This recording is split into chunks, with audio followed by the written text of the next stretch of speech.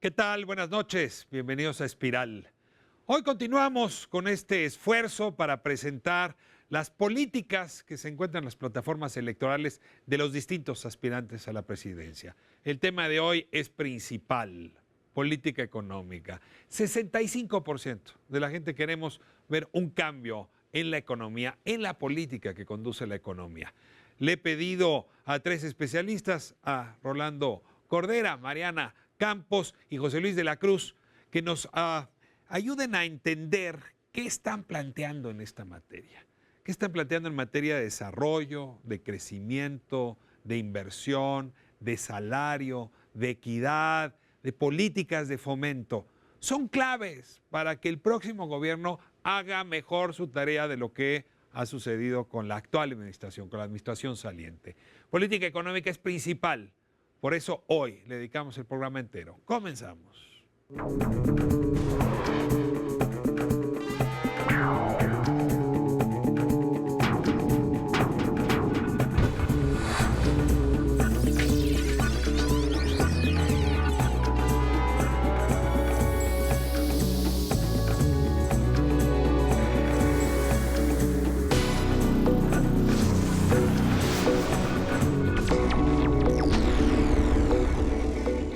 Abrimos la conversación de esta noche sobre las propuestas económicas, como lo anunciamos.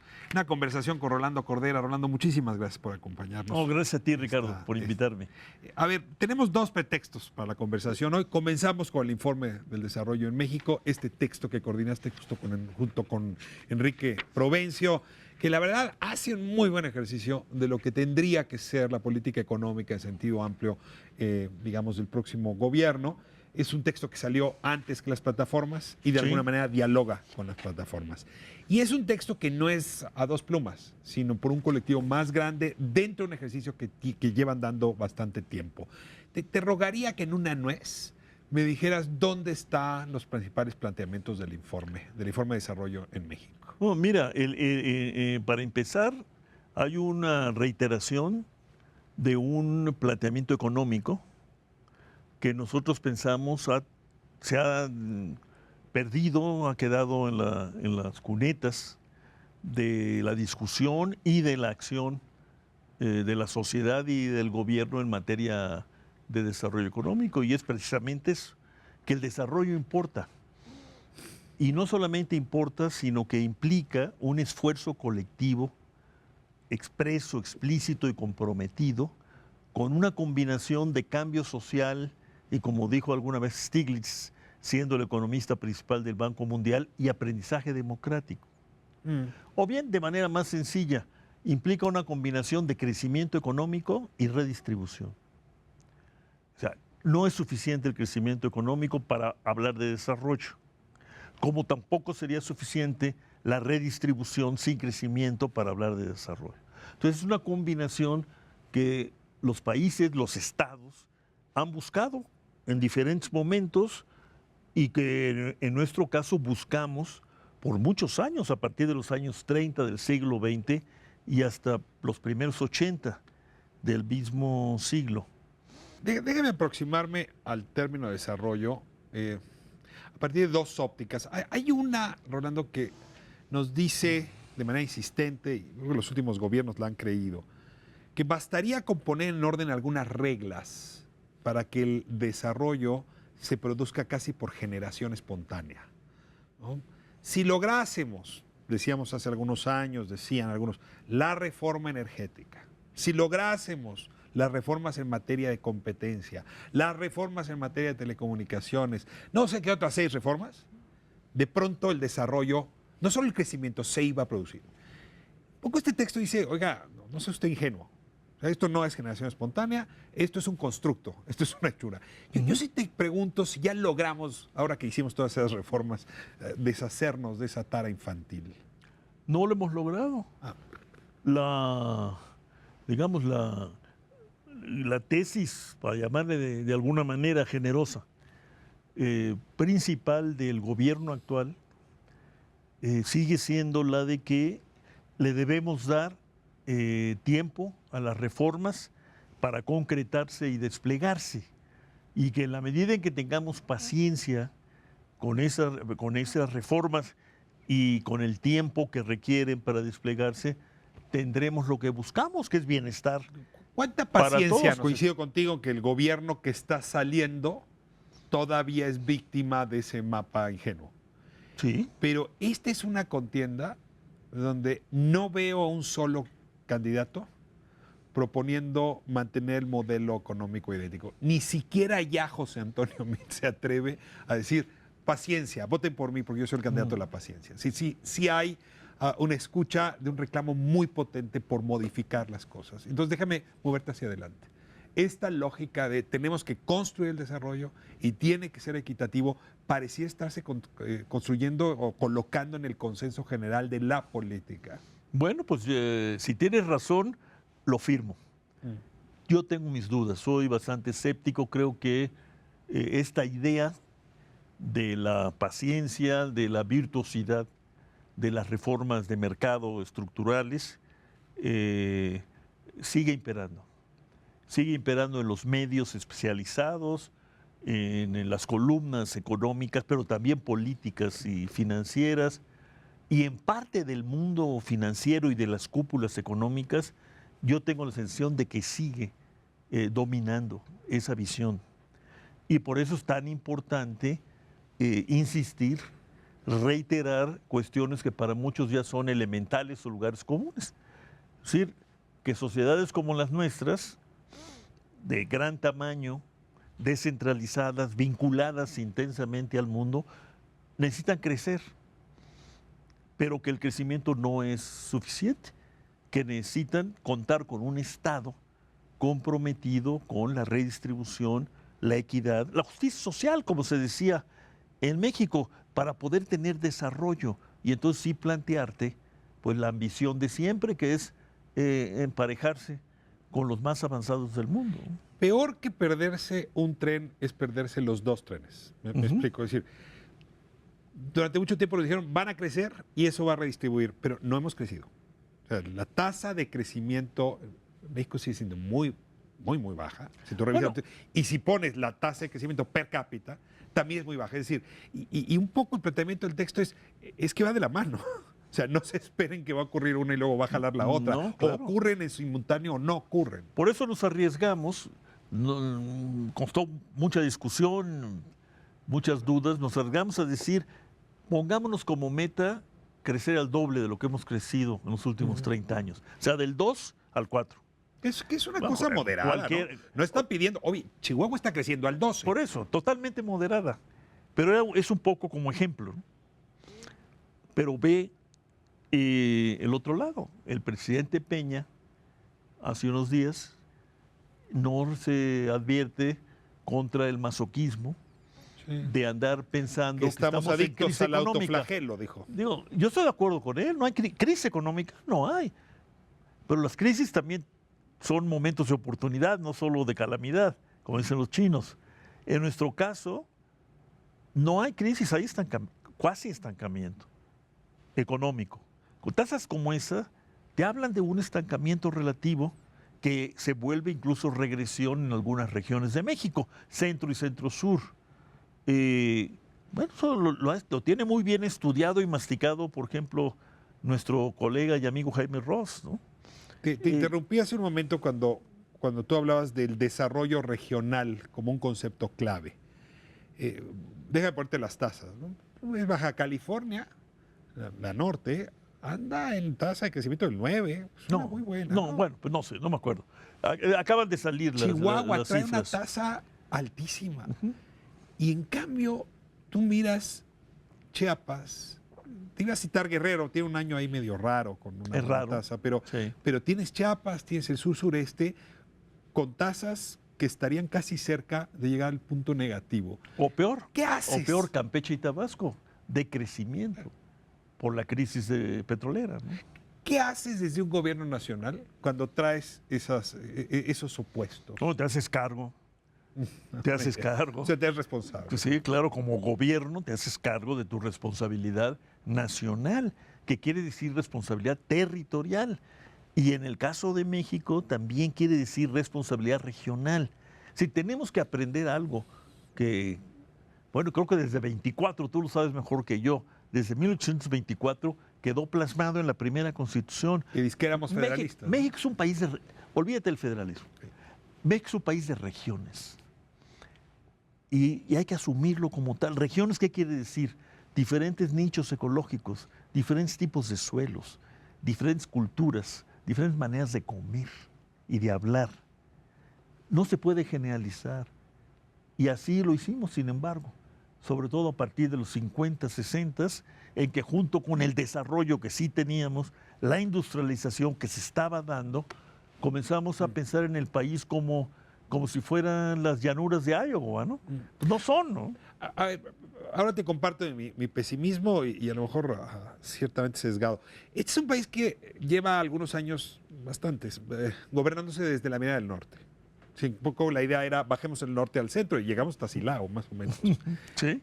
¿Cabe que ahora estemos en la lógica contraria? Ahora gobernemos como si todo México fuera el sur y que sea muy difícil dialogar nacionalmente. No, lo que necesitamos es un gobierno que acabe en un estado reformado, capaz de asumir el tema regional como tema central de su quehacer.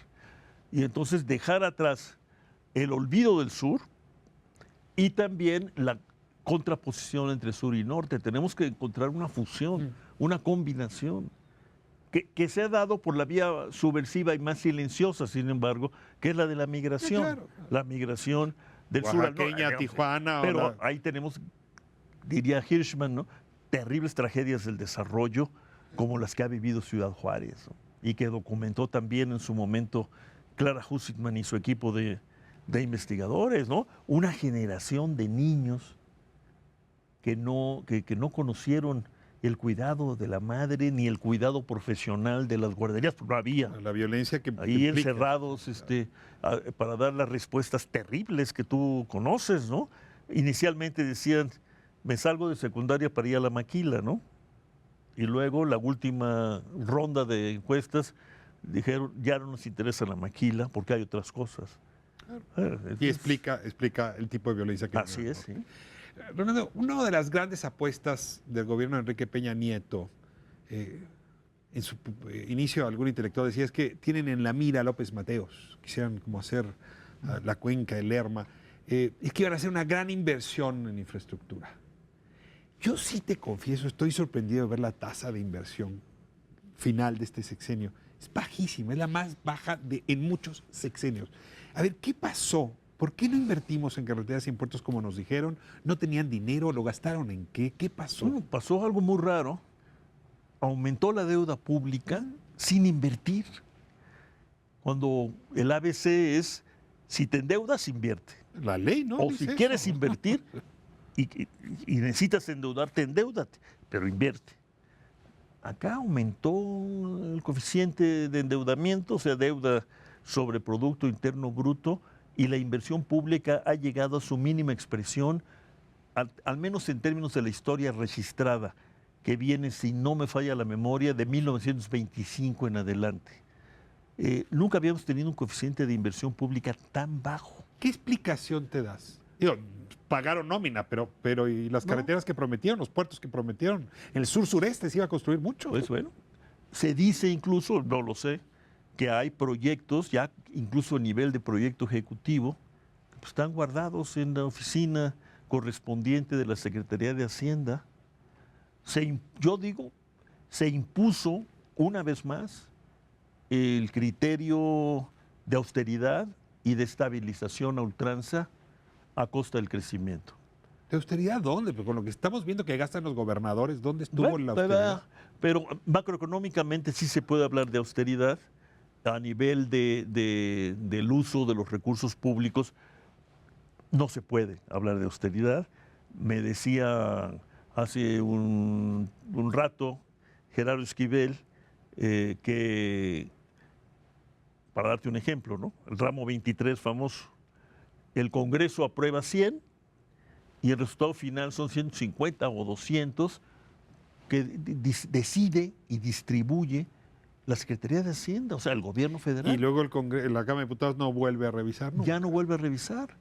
Bueno, pues ahí está Parece banal, ¿no? La explicación. Regresaremos en los siguientes segmentos un poco a este tema, pero déjame hacer otro, digamos, enseñar otra fotografía también, preocupación del informe. Salario. Es decir, yo estoy un poco agotado de esta frasecita del salario mínimo no se resuelve por decreto. Agotado porque sí se resuelve por decreto. Es por definición. Pero además estamos en una discusión bien interesante con Estados Unidos. O sea, te está exigiendo que para la negociación, tanto canadienses como estadounidenses, pues parte, por ejemplo, de los vehículos que se hacen en México, pues los hagan individuos cuyo salario sea digno, parecido al de sus homólogos.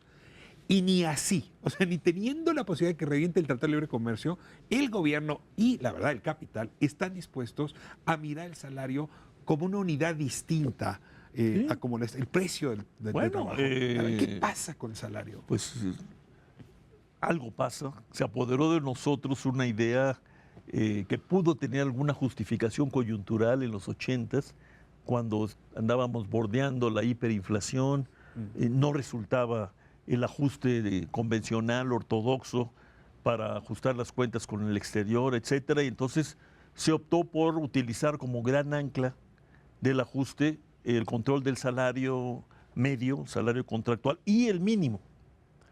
Pero eso ya pasó y sin Claro. embargo se estableció como una especie de cultura o jetatura. En la infancia te dieron una medicina, ya que eres adulto, estás Y ahí te queda. obsesionado con esa Sí, medicina. digamos, el más reciente rechazo de la Comisión Nacional de los Salarios Mínimos a la petición de aumento del salario mínimo te da una idea de qué es lo que pasa en ciertas mentalidades, ¿no? A ver, Se ha abuso llegado a ahí. decir que es inflacionario el A ver, salario mínimo. uso de tu conocimiento histórico. ¿Tú dirías que entonces, antes de los 80, el ajuste salarial se hacía conforme reglas de mercado o sí había barreras no económicas también frenando el crecimiento? No, sí, mira, el salario mínimo se determinaba tratando de cumplir con el mandato constitucional, pero también en función de los criterios de equilibrio fiscal y financiero en particular. El más grande empleador de trabajadores de salario mínimo era el gobierno federal.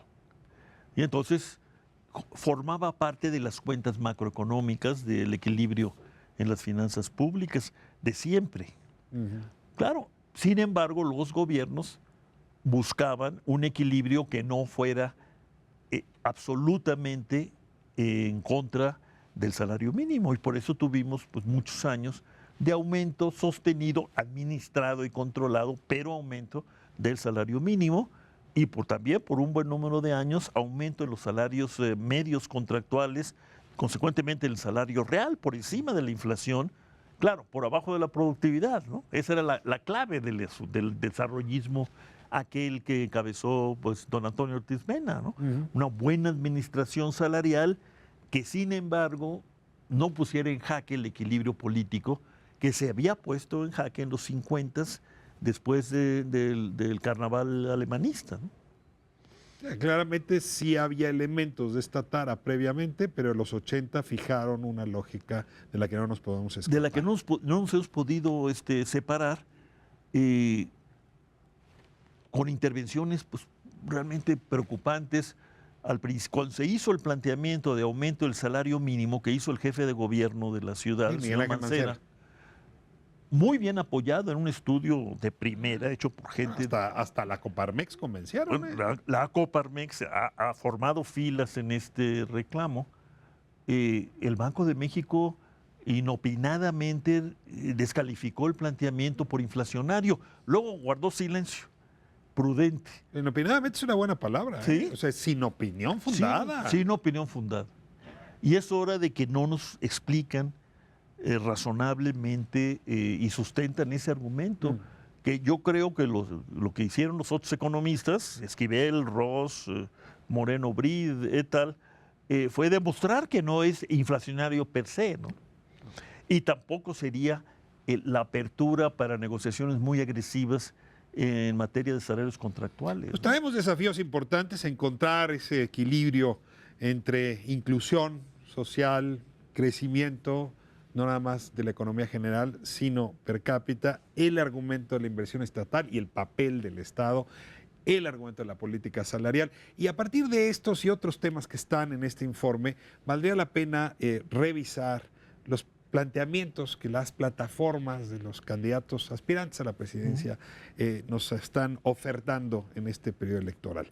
Si te parece bien, vamos a corte y de regreso estamos a dos especialistas más que nos van a acompañar esta noche para seguir hablando de la política económica de cara a la próxima administración, 18-24. No se vaya, regresamos.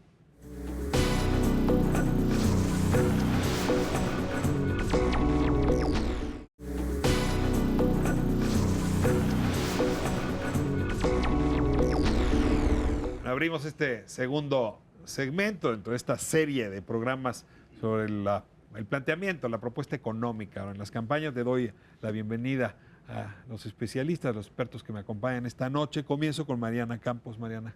¿Qué tal, Ricardo? Buenas. Tú trabajas para México Evalúa. Así es, estoy a cargo del área de presupuesto y bueno, pues creo que podemos platicar mucho sobre la relevancia que puede tener el gasto y su impacto económico, ¿no? Que el día de hoy no sucede. Sacaban ustedes un documento, un poco también como el informe, lo presentamos aquí, haciéndole planteamientos fuertes a las campañas. Correcto. Rolando, muchas gracias por acompañarnos de nuevo. No, al contrario, gracias por invitarme. Rolando Cordera, él es autor junto con Enrique Provencio, coordinador del informe de desarrollo en México 2019-2024. Ya hablábamos con él hace un momento, algunos planteamientos de este documento, y le doy la bienvenida también a José Luis de la Cruz. Gracias por la invitación. Tú formas parte del IDIC. Efectivamente, soy el director general y en esencia lo que hemos estado planteando en los últimos años es modelos de desarrollo industrial que impulsen el crecimiento, que sea además socialmente incluyente, es el objetivo que tenemos.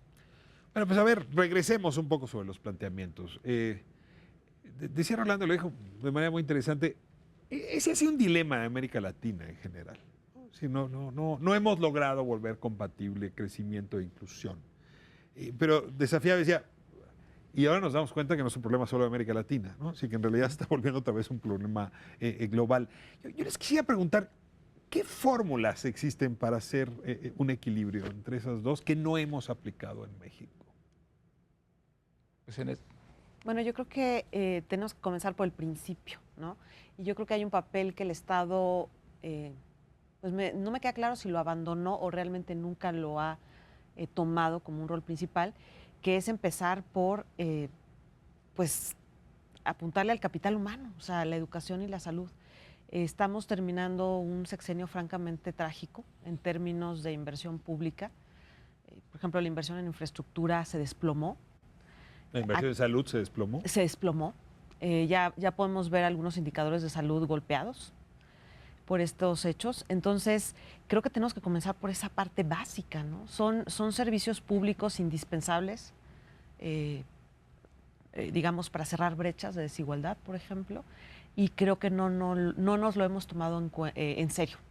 Hay que recordar una descentralización muy importante en el 98, el gasto público de estos servicios, y creo que todavía hace falta en mi opinión, una reforma de segunda generación a esta descentralización. Y mientras no abordemos estos aspectos indispensables de la coordinación entre federación y estados en estos servicios, mientras no nos metamos a pensar cuál es el país que queremos a largo plazo, cuánto cuesta cumplir el derecho a la salud.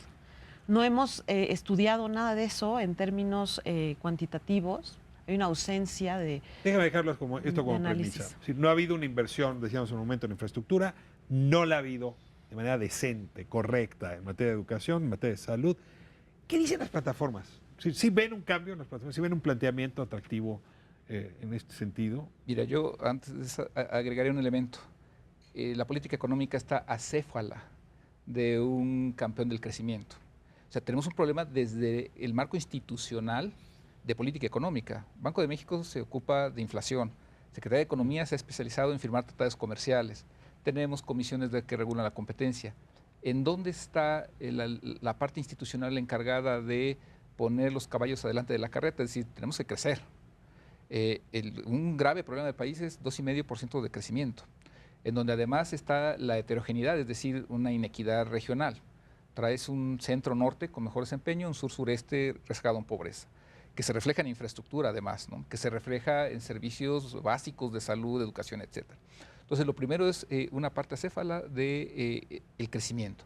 En ese sentido, me parece que los candidatos hasta ahorita no nos han planteado una revisión de ese elemento. Nadie ha planteado cómo vamos a generar mayor crecimiento económico poniendo esto como objetivo. Porque detrás de esto, ¿qué está? La inversión. La inversión pública, inversión privada. En la parte pública está toda esta parte de infraestructura, carretera, energía, la parte de infraestructura social, es decir, vinculada a educación, salud, con todo, la corrección de corrupción, eficacia en el gasto. Hoy, por ejemplo, el valor agregado del gasto del sector público entre 2004 y 2016 creció a una tasa anual de 0.2%, a pesar de que el gasto creció. Comparado con el sector público creció a una tasa de 3% anual. Entonces, hay una profunda revisión que no se está planteando. Y en ese sentido, me parece que todavía a los candidatos les hace falta más comprometerse en esa materia. Además de cómo lo van a hacer en compañía del sector privado. El sector privado te genera el 95% del empleo, en donde el valor agregado que genera el sector privado es el 86% del total nacional. Entonces, la política económica, nada más enfocada a qué tiene que hacer el gasto de gobierno, pues no va a tener el efecto multiplicador en la economía y los beneficios sociales, sino va acompañada de un impacto en el sector privado. Formalización de la economía, por ejemplo. Y si nos espantamos de que el 57% de los trabajadores están en la informalidad, es más relevante la cifra de que el 75% de las unidades económicas de las empresas está en la informalidad.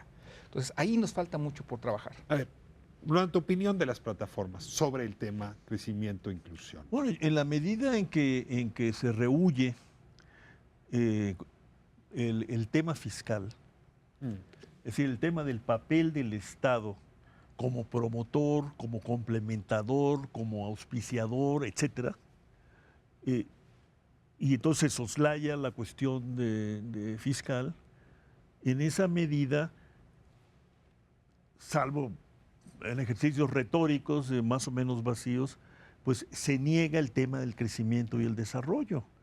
Es decir, es inevitable, como dice José Luis, si te planteas el tema de que hay que crecer y que hay que promover el crecimiento, o sea, porque no se da naturalmente, entonces el Estado tiene que intervenir, promover, invertir,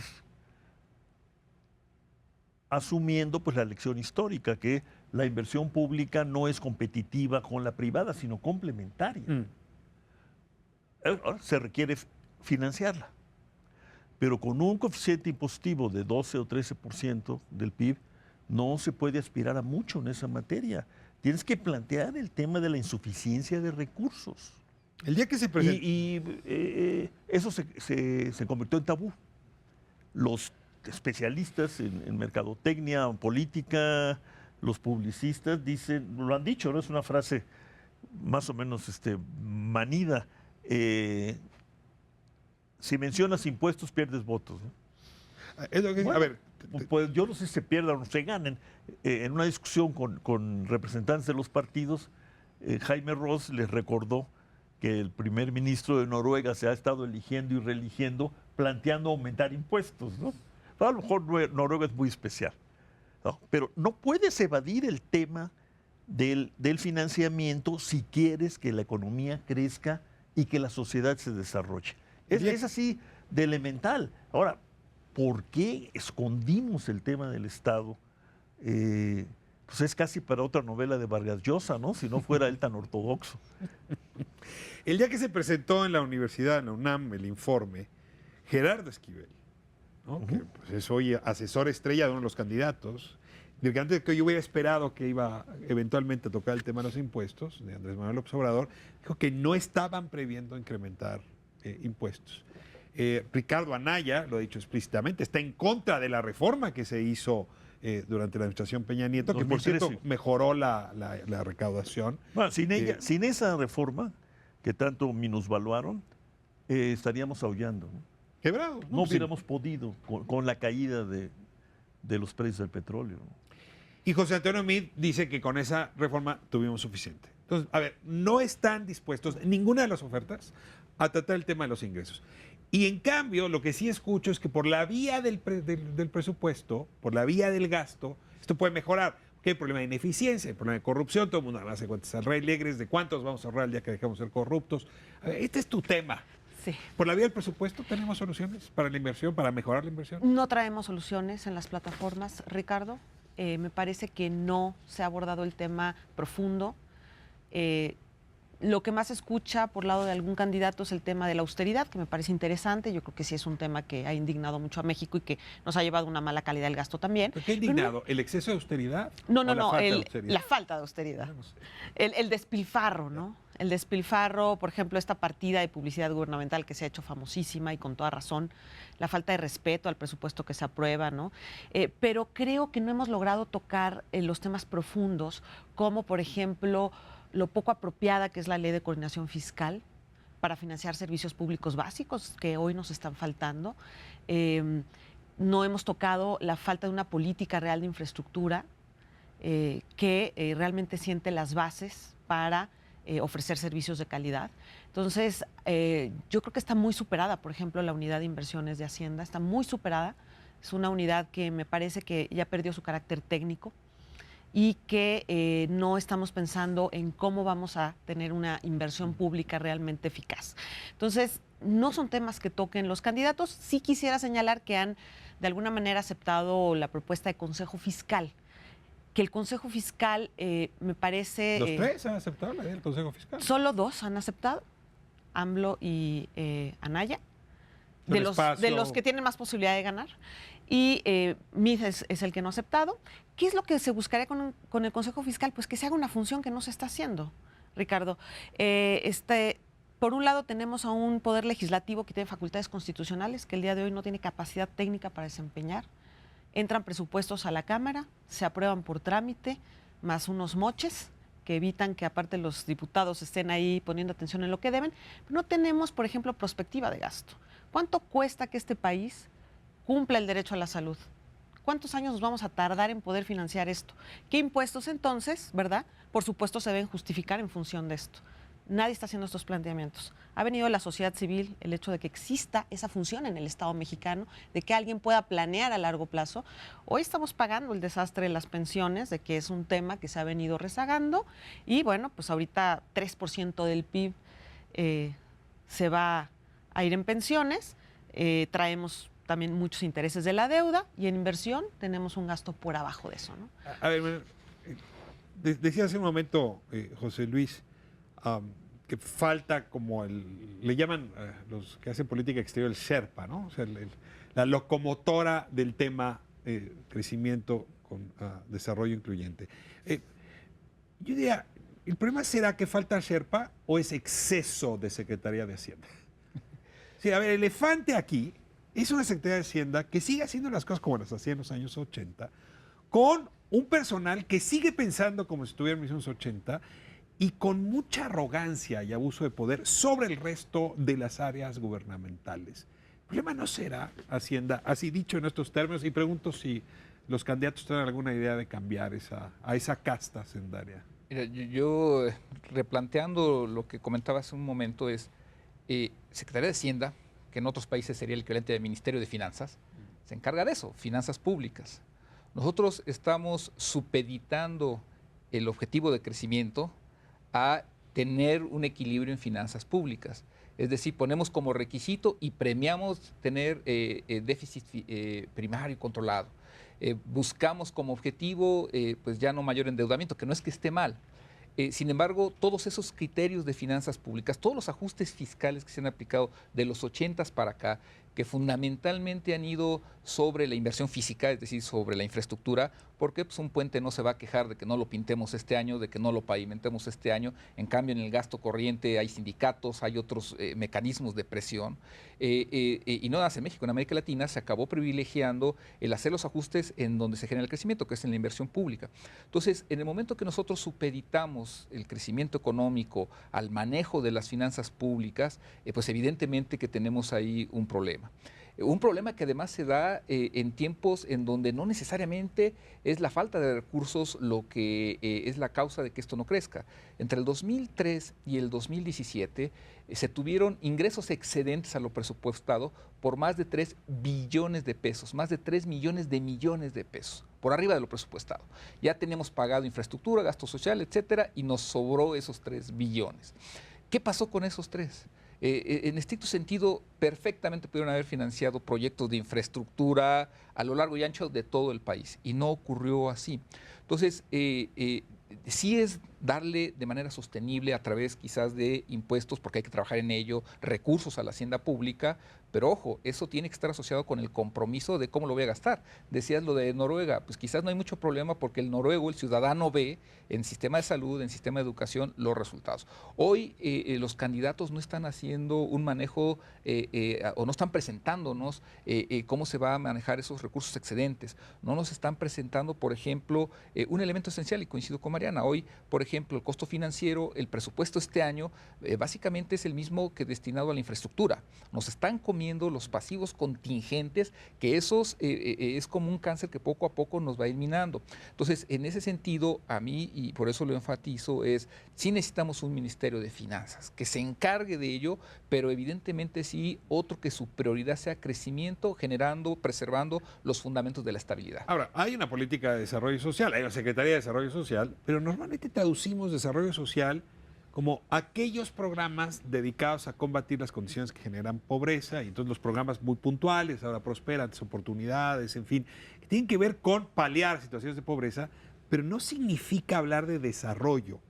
Déjenme irme a corte y regresamos a este segundo tema, y si hay algo que decir sobre la Secretaría de Hacienda, también te lo voy a agradecer. Rolando, regresamos en un momento.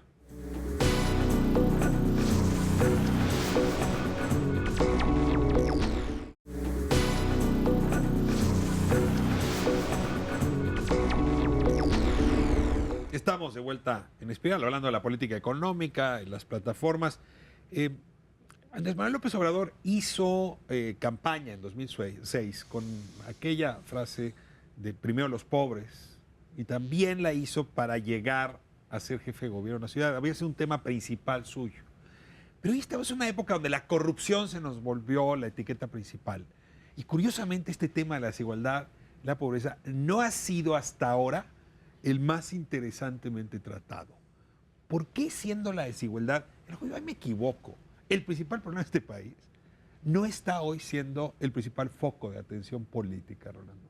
Yo creo que en parte por la desigualdad, por quienes opinamos, quienes estamos aquí contigo, quienes escribimos o escriben, y quienes leen, quienes tienen acceso al Internet eficiente y eficazmente, pues son los más o menos el 1/3 o 1/4 de la sociedad Los últimos que pisos se del edificio. beneficia de la desigualdad sin necesariamente quererlo, pero esa es la realidad. Si se crea entonces, yo le digo una forma, es un anglicismo, pero ni modo, una forma bizarra, ¿no?, de aquello que John Kenneth Galbraith estudió como la cultura del contento o de la satisfacción. Pero él se refería a los 2/3 de su sociedad. El primer tercio es el verdaderamente beneficiado, que involucra a los demás. Y el olvidado es el tercio. El último. Aquí estamos al revés, aquí es el primer tercio. Y el resto de la sociedad sufre diferentes situaciones de vulnerabilidad o carencia. Pero los activos, los políticamente activos, pues somos los del tercio más alto o cercanos a él, ¿no? Y entonces, pues la desigualdad es un tema impertinente y molesto, para no decir la pobreza.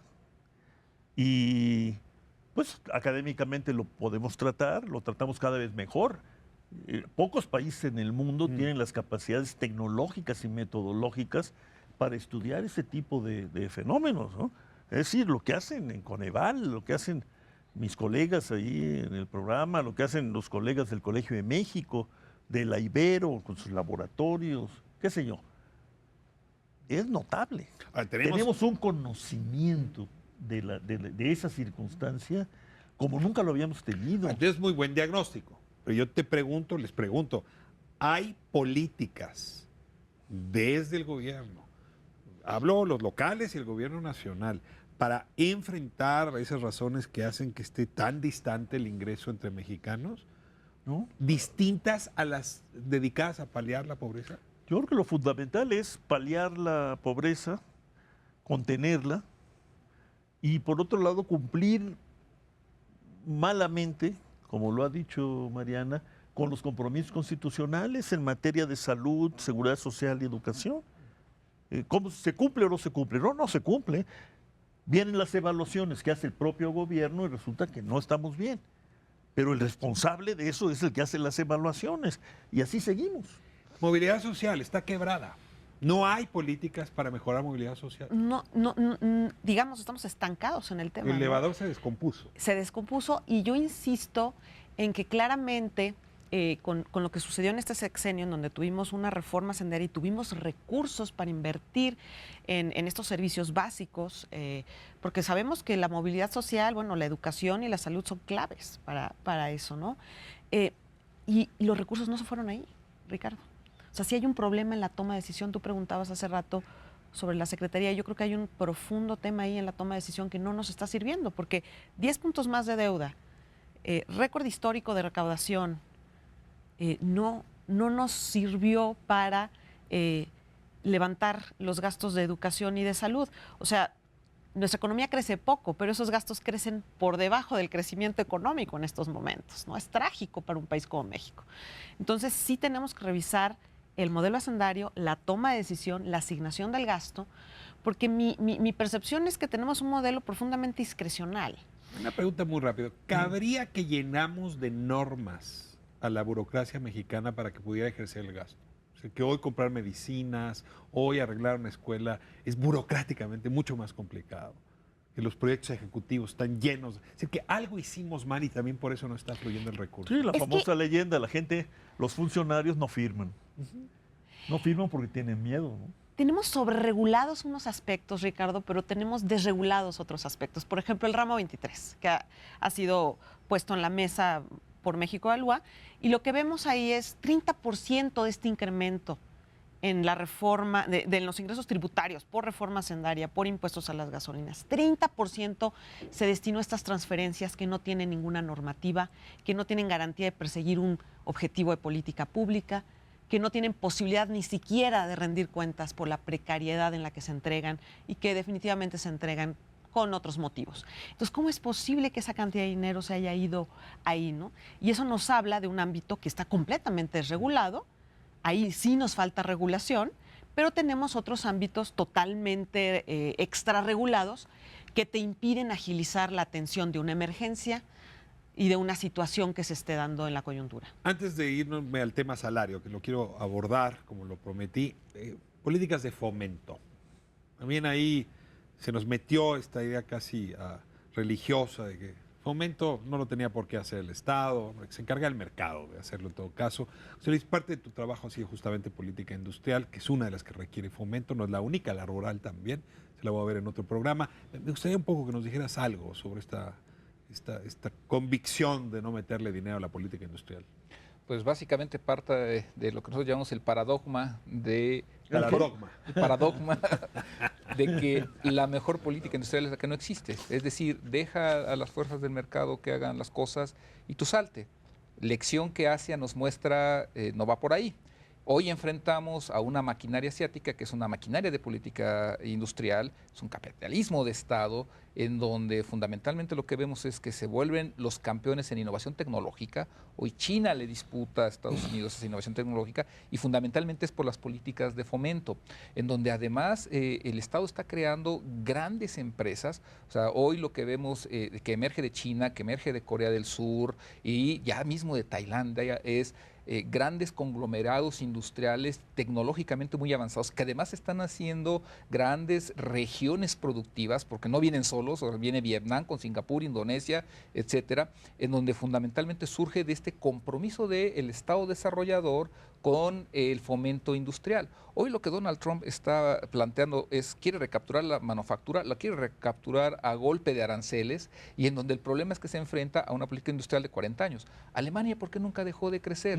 Porque su modelo nunca dejó a la política industrial de lado. ¿Qué hizo Theresa May hace un año?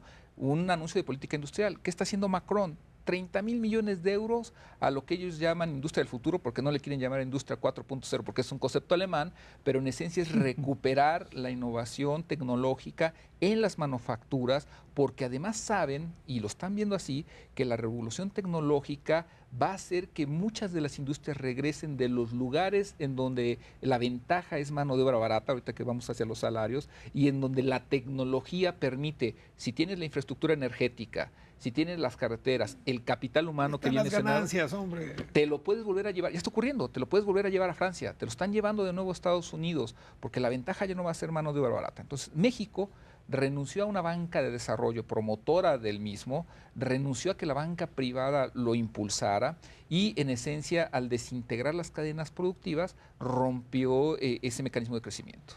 ¿Alguna reflexión sobre la política industrial y su ausencia en las plataformas? Porque no veo ninguna plataforma haciendo un planteamiento fuerte. ¿No? Se impuso como contramantra, digamos, Sí, contra el esto que paradigma. dijo José Luis, es que parecía, incluso hacíamos chistes de esa frase, de Se la doy ese caja. apotegma.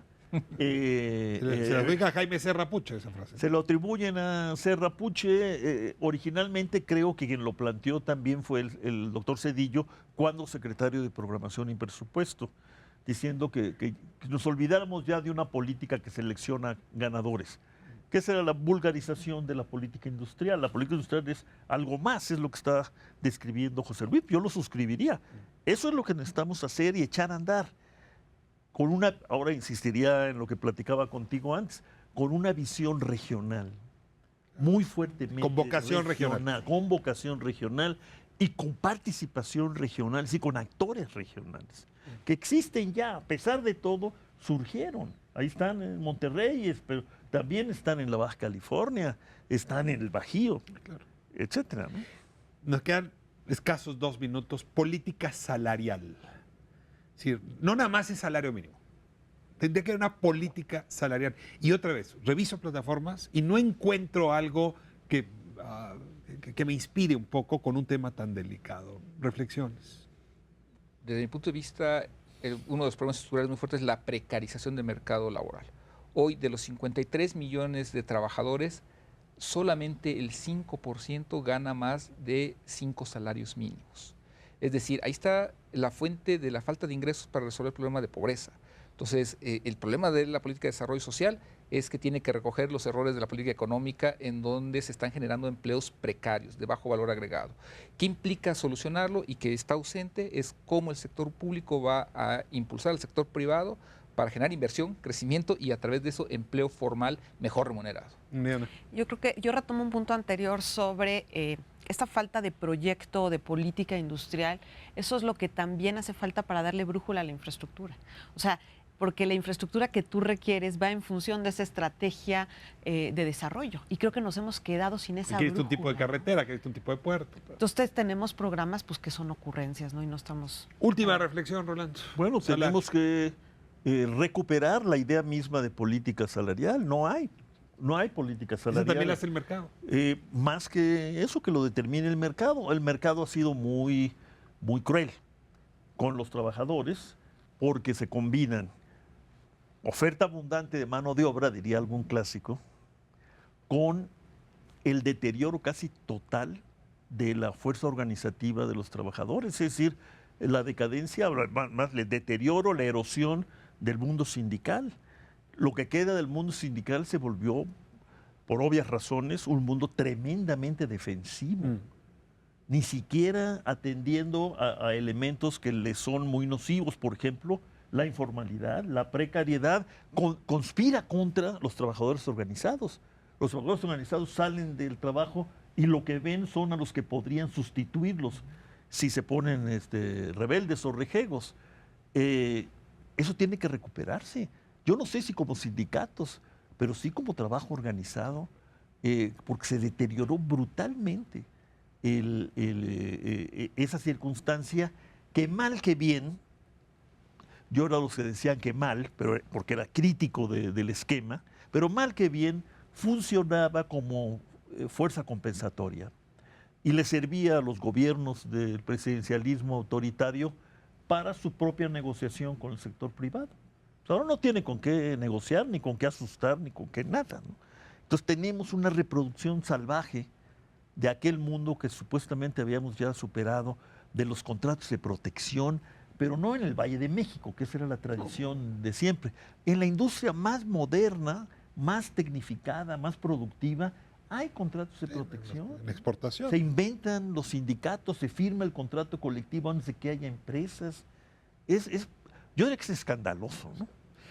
Es un tema principal, sobre todo si uno atiende a lo que ya un par de encuestas han reflejado, y es que el 65% de quienes vivimos en este país queremos ver un cambio en la política económica.